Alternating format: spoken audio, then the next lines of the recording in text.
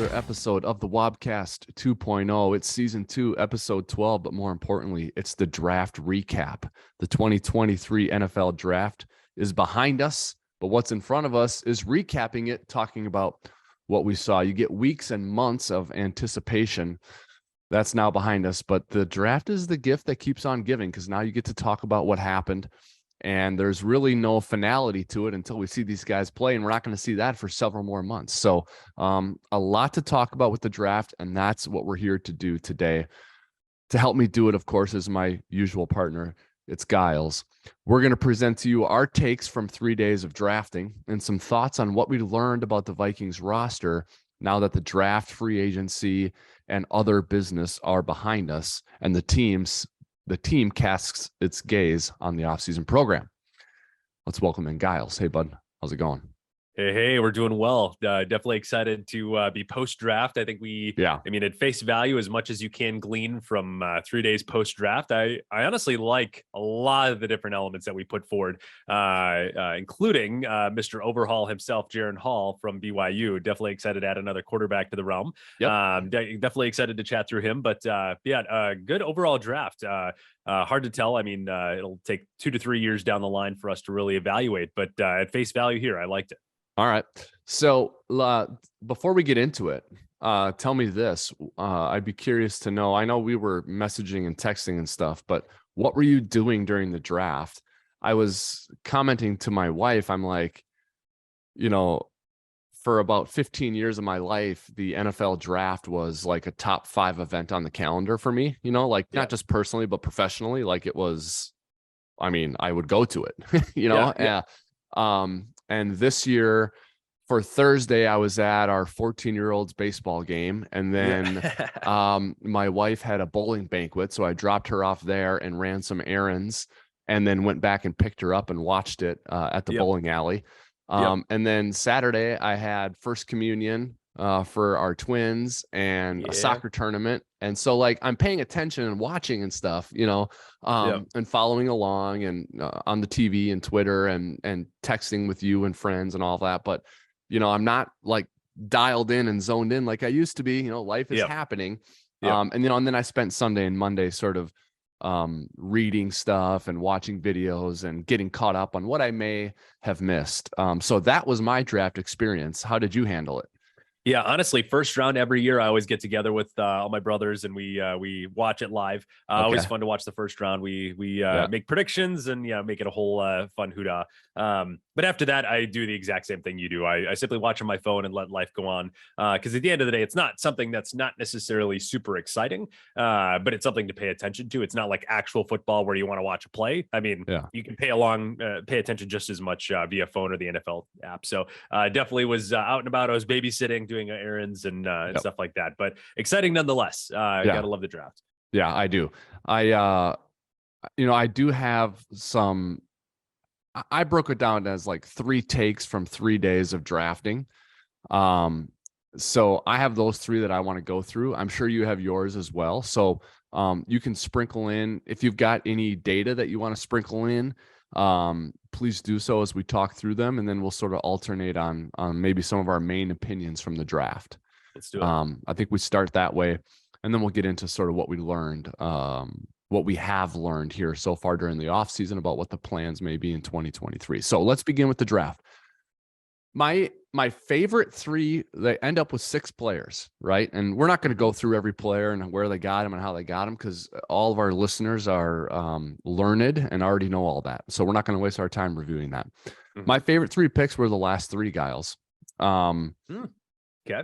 I think that I call him a nose tackle, Roy. I don't know if he's truly a nose. I don't know what, how they're going to use him and what they're going to call him. But when I watch him play, I see a nose tackle. I think he can definitely line up over the center and 2-gap. And I think he can absorb a block and contact. And at the very worst, absorb a double team and let linebackers make plays. Mm-hmm. But I think he can take on a blocker or a double team like that and stay alive and make plays. There are a number of times where he's reaching out and making arm tackles while being blocked and even being double teamed. So I think he's got really good strength. I think he's a good anchor. So I'm excited about him for where they got him. Yep. So I really like him. I like the quarterback. I like mobility in a backup because, I mean, let's be honest, the Vikings are going to have Kirk Cousins under center. It's very apparent now. If there was any doubt about that, that's one of the things we're going to talk about later. I think it's pretty clear he's here, right? So, yep. Jaren Hall as a backup quarterback, and I think he will be the backup eventually. Like, ideally in a backup, you've got a guy who knows the playbook inside and out and can kind of be almost like a second assistant coach, a second quarterbacks coach for you. So that's not going to be Jaren Hall. He's a rookie. So what I think he can do is, if he gets thrust into action, he's got the ability to extend plays and keep them alive. So if he doesn't make the right read, if he can't read it fast enough, if inexperience bites him in the behind, he can rely on a little bit of mobility. I also think he's got a really live arm on tape. And then lastly, the running back, McBride, Dwayne McBride.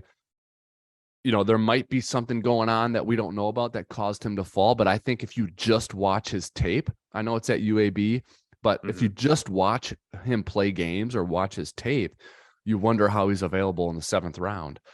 I think he's got a low center of gravity. I think he's got really good play speed. And I'm not comparing him to Adrian Peterson, but there's one trait of Adrian's that other backs other than Adrian have this, but for my money, Adrian had it in spades. It was almost like when Adrian got the ball, like he didn't think he was going to get tackled. Like there was an attitude that he had where it's like, no one can tackle me. And I'm going to score a touchdown on this play. He wasn't interested in like not taking hits or running out of bounds. He was just like, I'm going to go all the way to the end zone here. Yeah. Taking the house. I see that. Time. Yeah. I see that in McBride. I see that kind of attitude. So I do have opinions on those first 3 picks, and we'll get into that. I'm sure you do too, but my favorite 3 picks were the last 3 picks. Yeah. I like that. Honestly, now that you've mentioned that, I think I would maybe mimic that. I am a huge fan of Jordan Addison, the first overall pick that we picked, wide receiver. I think he's going to be a tremendous addition. The more I watch tape on him, the more I'm excited. I think we've mentioned it before. We'll say it again. This is maybe an Adam Thielen 2.0. So if he can really achieve that ceiling, we're going to have some tremendous success on offense. With that being said, when you look at our second and third picks, which was 3rd and 4th round, Mike Blackman and then Jay Ward, I think there is a tremendous focus on aggressiveness on the defensive back side of the fence. Both of these are ballers and dogs, so to speak. And specifically in Jay Ward, I think it's interesting because he's listed as a safety. And other podcasts have highlighted this as well, but he is kind of an anomaly in the fact that he's not really just the safety. He's also a cornerback. He's kind of a positionless guy on defense. He can maybe play linebacker. He can maybe play safety or cornerback. So when you think about Brian Flores' approach on defense, I think assuming they went into the draft looking to actually draft him, not just simply because he fell that way, I see this as a pick looking to make them a lot more flexible on defense to say, hey, if we're lining up against a certain offense, we think, let's say maybe Lewis Seen has a particular matchup with one of their players. I think you can flex Ward to a different position depending on what matchups are there on the field. So I think when you think about illusion of complexity, so to speak, you can switch things up on the fly to say you can have the same personnel unit on the field. One time you might be playing safety, another time you might be playing corner. So I think that can really maybe throw some wrinkles into it if you could actually achieve schematic success on this front. That's a big if. Don't get me wrong. I don't think you just jump in day one and all of a sudden you can flex on that. But if you are able to leverage that, I think there's some real interesting possibilities there. Same thing, like you mentioned, though, the last 3, really, really exciting. When you think about that nose tackle, he was pretty phenomenal. When you think about interior pass rush, in 2021 at LSU, he had an 89.6 grade in pass rush. Like, this guy's a dude interior. Not only is he a big body, but I think he has some pretty big pass rush abilities, which I'm really excited about, because when you think about the different elements for the Minnesota Vikings in achieving pressure. Until otherwise, we have 2 of the best edge rushers in football between Za'Darius Smith and Daniil Hunter. And if you can add even more interior pressure, I think that's going to be some real force to be had against the quarterback come 2023. So really, really excited about that. When you think about Jaren Hall, I'm very curious to see why he fell so far. Maybe it's because he's from BYU, but like, he ended the year at an 86.3 grade.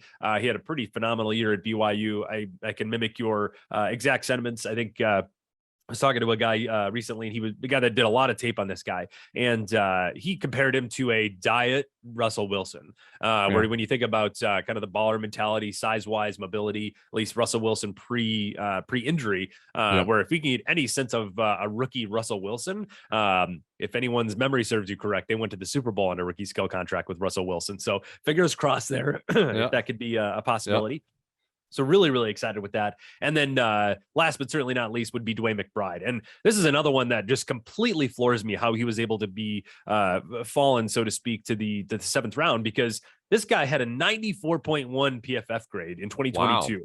Wow. This guy was elite. In his last game as a UAB player against LA Tech. Now against it, I get it, it's LA Tech. He had a 99.9 PFF grade in his last game. Like, he had a phenomenal last game. I don't know if I've ever seen that before, to be honest. Right. Yeah. So really excited to see what he can do. I think that all but indicates that Dalvin Cook is off the roster. I think they're looking to beef up that running back room with the departure of Cook. Yeah, I think when when you're talking about 4th, 5th, but definitely 6th, 7th round picks. Yeah. A lot of times, Gyles, these are guys that some teams weren't even on their boards. No. For whatever reason. Ability, character, medical, culture, whatever. They weren't even on the board. So when you're making picks at that stage of the draft, you no longer have as high a standard of proof, so to speak, to get this guy drafted. You're assuming risks that you wouldn't assume with higher drafted players, because it's a 6th round guy. So we're going to take the opportunity that this guy might be really good, even though he's got this red flag or orange flag or yellow flag, because it's a 6th round pick. And so I think that's what you're dealing with these guys. And I don't know what the issue may or may not be with McBride or with the quarterback, but something caused them to get drafted where they got drafted. And so, but the team knows that, and you work around that. So, it's hard to say that because they drafted a 7th round running back that Dalvin Cook is out, but in the context of the Alexander Madison contract and who else they already have on the roster, now you throw in a draft pick as a running back, Dalvin's contract. Yep.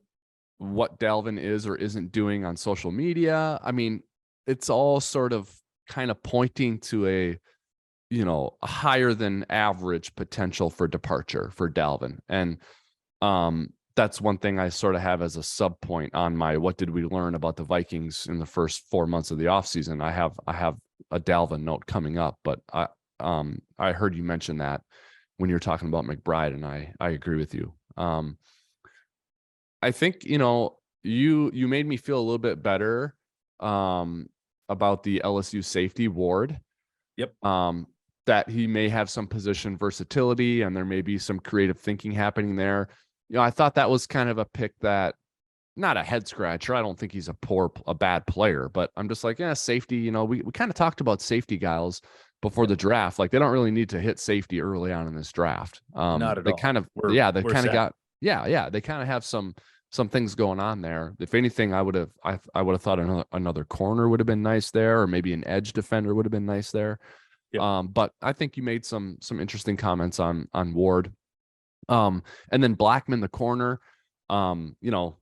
whatever, we'll see. I mean, I definitely wanted them to take a corner early in this draft, and they did it with their 2nd pick. It's a 3rd round pick, but it's the Vikings' 2nd pick of the draft.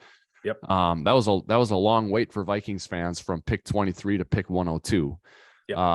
But then they had a pick at 102, 134, 141, 164. So, yep. So I think that's the right position, and that's the position, along with an edge defender, I was sort of hoping they would take in the 1st round, but they end up going with Addison. And we talked about this on Friday's Wobcast. I'm not going to doubt the pick of Addison. I mean, O'Connell knows what he wants, and he identified Addison as the one who he wanted. And we can talk about how long it took him to take him, and they let the clock go all the way down to a minute before they did it. So did they really want him? I don't know. But the bottom line is, you got Kirk Cousins, Justin Jefferson, and TJ Hawkinson on this offense. And so, Addison's obviously got a great chance to come in here and succeed. Yep, 100%. And I think to kind of quickly back up to Mickey Blackman, I think this guy is truly a case where environment is everything. When you look at his time in Colorado, he spent 4 years in Colorado between 2018 and 2021. He ranged anywhere from a 62.6 PFF grade to a 77.7 grade. So not super great, to be honest. The moment he goes to USC, he achieves a 90.6 grade. So it really shows that this guy has the versatility to say, if you put him in the right environment, in the right system, this guy can thrive. And I think you can make some comparisons that Brian Flores is trying to mimic USC, but I guess we'll see. I think it really shows the upside of this guy. So I'm really excited. When it comes to Addison, definitely excited when you think about all the best landing spots for Addison. The Minnesota Vikings are the best place behind Justin Jefferson. If he's anything worth his salt, I think he's going to have a pretty decent year, considering how much Adam Thielen was really used last year and the lack of productivity. All due respect, I think his body just caught up with him and he wasn't able to be as successful, especially yards after catch, which is something that Addison is actually relatively great at. So really excited to see what that can look like. And I have some additional thoughts. I have one additional thought. I have one actually favorite part about the draft that I want to finalize with, but I'll let you finish up first. Well, I was gonna mention wait and see on Addison, and then the safety pick you made me feel better about. No offensive linemen. Nope. No edge defenders or DNs. I thought that was interesting. For a lot of reasons, and we'll get into that in segment 2. And then lastly for me, the undrafted free agents. There we go. That's where I was going to go with this. Okay, so 2 Cincinnati linebackers, one in particular who I think has got a shot to be good, and a kicker. And a kicker. And I don't know what's going to happen with Greg Joseph. I don't know if this is a legit threat or if this is just they had to fill a roster spot, so they went and grabbed a kicker, or if Greg Joseph had, a surgery and he can't kick in the offseason program, so they need a body. I don't know what this is, but it's not just a no-name random kicker. It's, it's a kicker who we've all seen kick because he played for Georgia and we've all seen Georgia. So he kicked in some big games and he had a lot of success. So those were my last takeaways from the draft. Yeah, 100%. I am really excited about Jack Podolensky. I think I don't have the numbers in front of me, but he was a pretty darn good kicker, which I'm excited to bring at least a level of competition into our kicker room come training camp to see who can end up succeeding, if that puts a little fire underneath our curb boy's butt, or if we can get a switch out of kicker. Because I think we've talked about this before. I think kicking is one of those low-key needs on our team to help improve our overall special teams unit. But that directly leads into 2 specific players that I am absolutely floored did not get drafted, but I'm actually, I cannot contain my excitement to the fact that we were able to grab them. And that's Andre Carter II. He played for the Army. Pretty phenomenal edge player. We'll get into his stats. And then Ivan Pace Jr. from Cincinnati. Ivan had a 93.2 grade for Cincinnati. He had 897 snaps. So it's not like this guy was even a rotational player. This guy was a dude.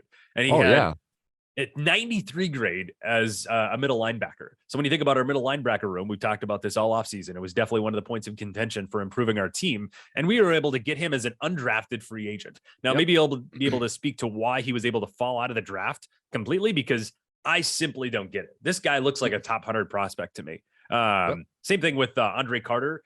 He wasn't as great as Ivan Pace, but he had even in 2021 for the Army, he had an 83.3 grade as an edge defender. So even as a rotational player, I think we have a good possibility. But the fact that both of those 2 were able to fall out and we're able to get them as undrafted free agents is quite phenomenal.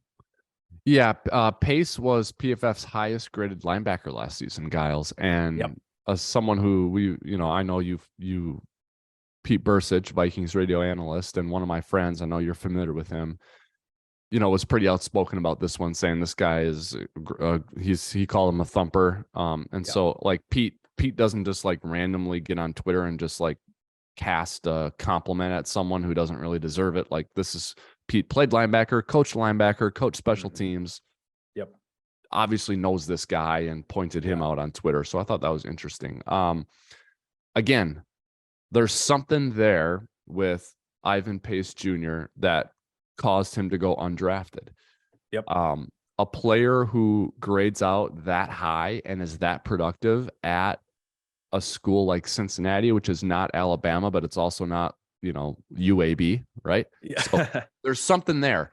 Yep. And again, we can't even speculate because we don't even know if it's medical, if it's character. What, I don't know. He might have a pacemaker in. I mean, I have no idea what it is, right? So, there might be a doctor who said, you've got arthritis in your right knee. You're only going to be able to play for 3 years. Yep. So he's not going to get drafted in that event. So there's something there. But there's also the fact that he's a tackling machine. He's athletic.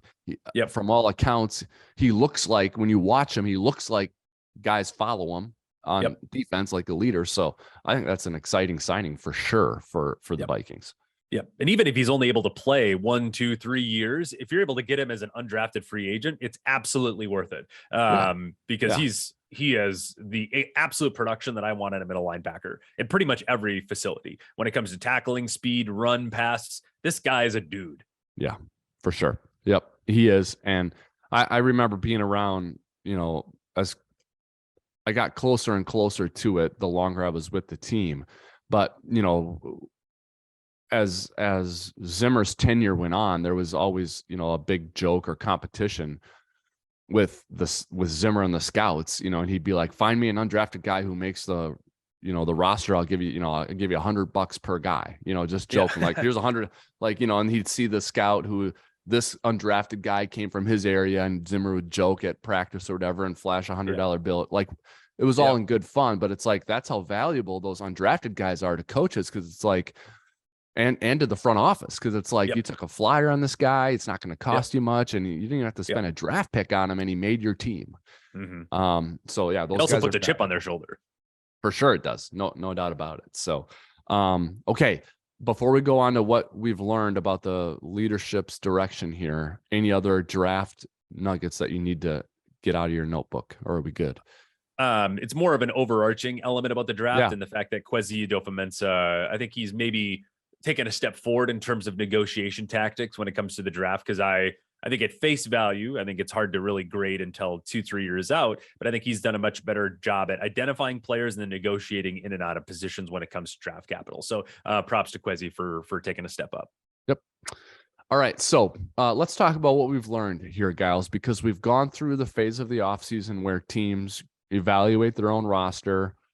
They keep practice squad players or not. They re-sign players or not. They go through free agency. They have press conferences in free agency, at the combine, and pre-draft. So we learn about the thinking, and then you have the draft where you got to put your money where your mouth is and draft players or not. So, obviously there's going to be additions and subtractions from the roster here before the season starts, but for all intents and purposes, you got what you got now. You got a draft class, you have a class of undrafted players, and you got your returning players. So generally speaking, we kind of know what the roster is going to look like and what the thinking is. And here's what I've learned. I have 3 things. Number 1, Cousins will be the quarterback.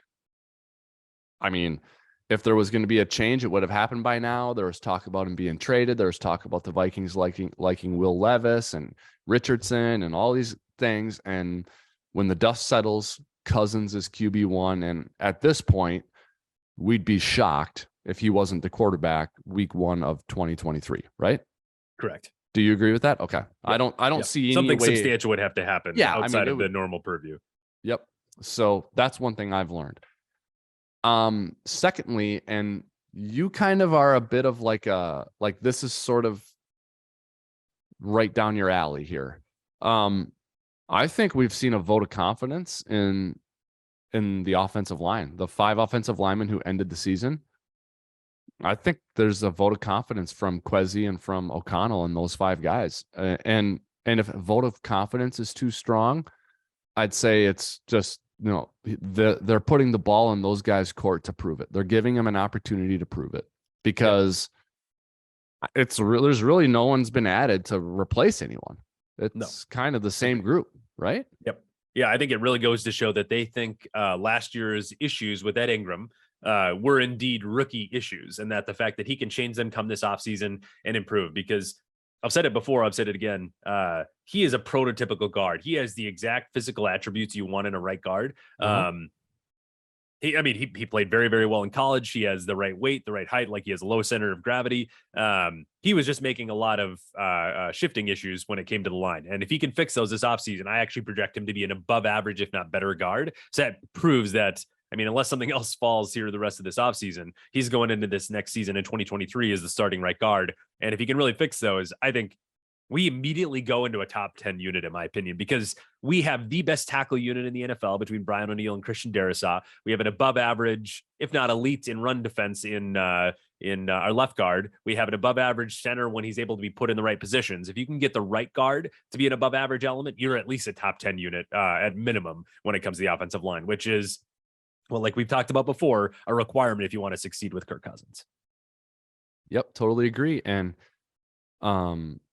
like it's notable to me, Gyles, because if the pick at 23 would have been a guard or a center, like I wouldn't have like fallen out of my chair in disbelief that they would spend a high pick on that position. I would have been like, yeah, I guess. They need a starter there.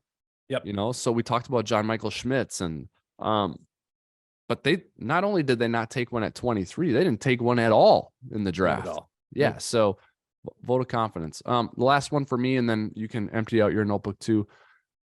Zadarius Smith and Danielle Hunter in the plan for 23, I believe. Yep.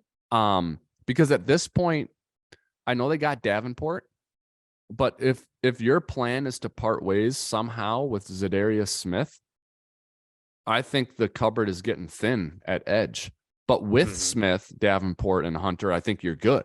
You're great. You're great. Yep. Yeah. So those guys appear to be in the plan. And then my sub point on this one, 3A, is I don't think Dalvin is. No, agreed. I don't think it's like hit you over the head obvious that he's gone, but I think he's gone. I expect him to be a post June 1st. Okay. Either trade or cut. Because when you think about his dead cap hit, if he is now no longer on the roster, whether it's via trade or via cut, if you do it before June 1st, it's $6 million. If you do it after June 1st, it's $3 million this year, $3 million next year. And so if you look about them spreading that cap hit, the dead cap hit across this year and next year, I expect it to be after June 1st. Now, I think they are really holding out hope that they can trade him.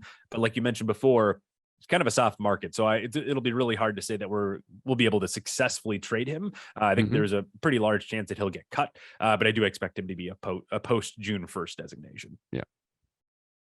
Yeah. Well said. There's salary cap ramifications that benefit you for doing it that way. And again, it's not us saying we don't want him here. He's a great player. And I've always said the interesting thing about Dalvin, this doesn't always happen, but he's going to be a cap casualty or a post June 1 cut, whatever. And a lot of times those guys they're on the way out. They're declining severely, whatever. But in this instance, that could happen to Dalvin, and the team that gets Dalvin, that signs him or trades for him, when they look back on their offseason, that's going to be like one of the 2 or 3 biggest things that happened to him. Great. Isn't that weird? Yep. So will be interesting to see what happens there. With Dalvin Cook. So those are the big takeaways from yours truly for the draft and for what we've learned so far. What lies ahead, Gyles? What are you looking forward to consuming and understanding about the Vikings here in the next few weeks? It's essentially phase 2 of the offseason program, so you're going to see a bit more action from NFL teams and from the Vikings coming from their offseason programs. After that'll be phase 3, and the high point of phase 3 is the mandatory mini camp, which usually happens in the early part of June. Then teams will take a break for the second half of June and the first half of July before they come to training camp. So for you, Gyles, what's left to sort of understand about the Vikings heading into 2023? Honestly, I think it's just some nuance between the positional hierarchy of the team, starting with the 7th round pick moving forward. When you think about Dwayne McBride, how does that correlate to like Kane Wangu? Does he make the running back room? Does he even make the roster at all? Because at the end of the day, he did quite phenomenally as a returner, but did not make the field from what I remember as an actual running back. And it's tough to say we need simply just a returner on our roster, and that's the only point that they serve. That's kind of a tough ask there.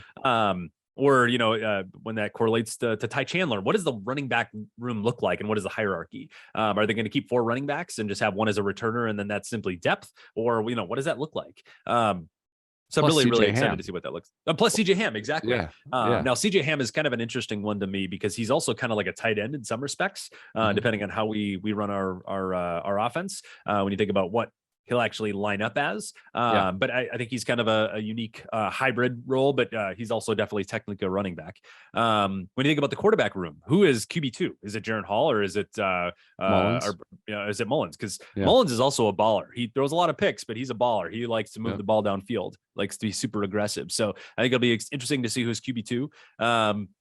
I'm really interested to see what their quarterback depth looks like. When you think about Byron Murphy, is he going to play in the slot? Is he going to be a nickel cornerback, or who's going to be outside? I'm really excited to see how that positional element comes down, because I think you can make an argument now post draft. I mean, I guess this is maybe the argument for most teams, but definitely for the Minnesota Vikings. We are now full at all of our positions. Before it was like we simply need bodies in the cornerback room. We now have bodies. We have the people. So now, what does that look like in terms of the hierarchy? Who shoots to the top? Who shoots to the bottom? So I'm really excited to see who ultimately takes over as the head dog, and who's able to achieve success for the Minnesota Vikings. Yep, well stated. Those are all important and interesting things to watch. The other thing is, I mentioned, I don't want to overstate the importance of these, but I mentioned, press conferences that we hear at the combine and pre-draft, and those are important because the general goal for coaches, especially head coaches and GMs, is to talk without saying much. Okay. But invariably things are said that in the moment you can read between the lines and draw some conclusions. And certainly in hindsight, you can go back and say, geez, when we heard that, we should have known this would happen. Yep. So I'm always very careful to listen to those moments, not because I'm looking for an aha gotcha moment, but I'm just trying to piece stuff together. It's a big jigsaw puzzle. We're trying to piece it all together. When Brian Flores steps up to the mic to speak, that's one where my ears will perk up and I will want to listen. Because I'm interested in his philosophy. I'm interested in his plan. I'm interested in his perspective on how he looks at players, because I believe it's drastically different from what the case was last year with Ed Donatel, and not better or worse by definition, but just starkly contrasting what happened last year with Donatel. So very excited to see how that transpires. The other thing that's going to come up, Gyles, very soon, in terms of tentpole event on the NFL offseason calendar, is the schedule release. That the NFL is targeting May 11th for that. And so that'll be something that we talk about. We already know who they're playing. We just don't know in what order and when. We know who and we know where. We just don't know when. And so that'll be something that's kind of fun to talk about. And there may be a slight shift in, Vegas's over under win totals and stuff based on the schedule. So that'll be a fun thing for us to talk about as well. Yeah, no, it's going to be a fun time. That's honestly, I mean, I tend to say this about most days in the NFL calendar, but it's one of my most favorite days of the year, because it can really help project the confidence or lack thereof in the team moving forward. Because if you have to play the Chiefs and the Eagles 2 weeks in a row, that can really kill your momentum, so to speak, as a team. Yeah. So lots still to talk about here in the offseason, but that's a little bit of a breakdown on what we think about the Vikings and the 2023 NFL draft. I think overall it was a productive draft for the Vikings. They come away with 6 players, which we're used to, Gyles. We're used to seeing the Vikings with more picks than that, because Spielman was a big volume guy. And I think in his heart and soul, I think Kwesi is too. I think he wants a lot of picks. But he did say it's not necessarily the quantity of your picks, it's the impact that those picks can make for you. And I think these 6 picks, I think there's potential for a pretty significant impact for some of these players. So I'll be excited to see how that unfolds. So that's a little bit of the breakdown of what we thought of the draft. Gyles and I will be back next week to continue talking about the Vikings offseason, maybe have some speculation on the schedule release that will be forthcoming. That's always fun to talk about. So lots still to get to when it comes to the Minnesota Vikings and the offseason, but significant progress and lots of news over the weekend. As always, we encourage you to listen to or watch previous episodes of the Wobcast 2.0, and we want you to subscribe so you can hear all the future ones. To do that, go to wherever you find all your other favorite podcasts, Apple Podcasts, Spotify, Google Play, and of course on YouTube. On behalf of Gyles and Chase, this is Wobby signing off for now, but we'll be back next week. Until then, Skol Vikings.